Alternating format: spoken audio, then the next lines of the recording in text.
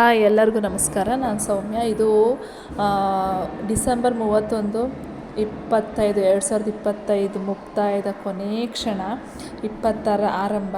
So ನಮ್ಮ ಸ್ಟಾಫಲ್ಲಿ ಎಲ್ಲರೂ ಕೂಡ, ನಮ್ಮ ಕ್ವಾರ್ಟರ್ಸಲ್ಲಿ ಎಲ್ಲರೂ ಕೂಡ ಸೇರಿ ನಾವು ಹೊಸ ವರ್ಷನ ಇಲ್ಲಿ ಸೆಲೆಬ್ರೇಷನ್ ಮಾಡ್ತಾಯಿದ್ದೀವಿ. ಜಸ್ಟ್ ಕೇಕ್ ಕಟ್ಟಿಂಗ್ ಇತ್ತು, ಚಿಕ್ಕದಾಗಿ ಒಂದು ಸ್ಮಾಲ್ ಪಾರ್ಟಿ ಇತ್ತು. ಸೊ ಎಲ್ಲರೂ ಹೊಸ ವರ್ಷ ಬೆಳಗ್ಗೆ ನನ್ನ ಮಗ ಕೇಕ್ ಕಟ್ ಮಾಡೋದಕ್ಕೆ ಅಂದ್ಬಿಟ್ಟು ಸಿಂಪಲ್ಲಾಗಿ ಒಂದು ಕೇಕ್ ನಾವು ಕೂಡ ಕಟ್ ಮಾಡಿಸಿದ್ವಿ ಮನೇಲಿ. ಓಪನ್ ಮಾಡಿ ನೋಡ್ತಾ ಇದ್ದಾನೆ ನನ್ನ ಮಗ, ಚಿಕ್ಕವನೇನು. ಸೊ ಅಣ್ಣ ತಮ್ಮ ಇಬ್ಬರು ಸೇರಿಬಿಟ್ಟು ಕೇಕ್ ಕಟ್ ಮಾಡಿದರು. ಹೊಸ ವರ್ಷ ಅಂತ ಆದಮೇಲೆ ಎಲ್ಲಿ ನೋಡಿದ್ರು ಕೇಕು.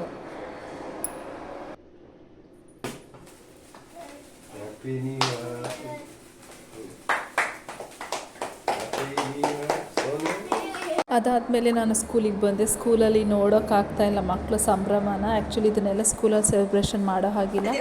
ಸೊ ಮಕ್ಕಳು ಖುಷಿಗೆ ನಾವ್ಯಾಕೆ ಅಡ್ಡ ಆಗಬೇಕು ಅಂತ ಅಂದ್ಕೊಂಡು ಮಕ್ಕಳೇ ಬಲೂನ್ಸ್ ತೊಗೊಂಡು ಬಂದು, ಅವರೇ ಕೇಕೆಲ್ಲ ತೊಗೊಂಡು ಬಂದು ಫುಲ್ ಟೀಚರ್ಸ್ಗೆಲ್ಲ ಸರ್ಪ್ರೈಸ್ ಕೊಟ್ಟರು. ಎಲ್ಲ ಡೆಕೋರೇಷನ್ ಮಾಡಿದರು.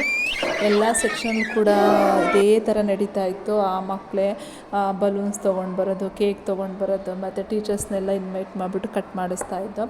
ಸೊ ಮಕ್ಳಿಗೆ ತುಂಬ ಖುಷಿಯಾಗಿ ಈ ಹೊಸ ವರ್ಷನ ಎಂಜಾಯ್ ಮಾಡಿದರು.